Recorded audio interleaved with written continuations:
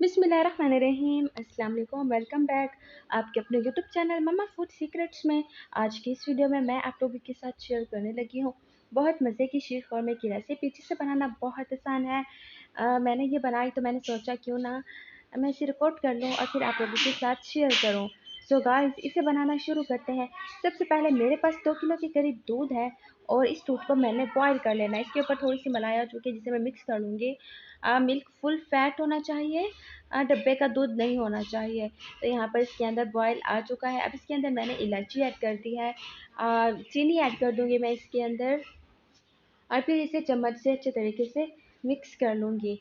अच्छा, इसकी मिक्सिंग के बाद मैंने थोड़ा सा वेट किया है और फिर इसके अंदर मैंने सेवइयाँ ऐड कर दी है। जो रंगीन सेवइयाँ होती हैं वही ऐड कर दी हैं इसके अंदर मैंने।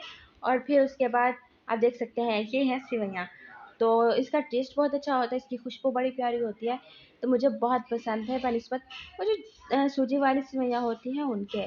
तो अब मैंने इसे अच्छे तरीके से कुक कर लेना है और तकरीबन तब तक पकाना जब तक कि सेवइयाँ बिल्कुल प्रॉपर तरीके से गल नहीं जाती। तो मेरे पास यहाँ पर गरी है, मैं गरी ऐड कर रही हूँ इसके अंदर। गरी ऐड करने के बाद मैंने इसके अंदर जो आपके पास ड्राई फ्रूट्स हो आप वो ऐड कर दें, आप अपने हिसाब से, या फिर आप जो अवेलेबल हो वो ऐड कर सकते हैं।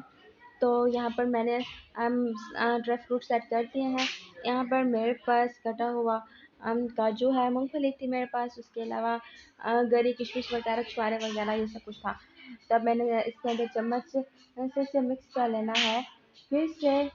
और सिस्टर्स को मेहंदी लगाई जिसकी वजह से मेरे खुद के हाथ सारे ख़राब हो गए।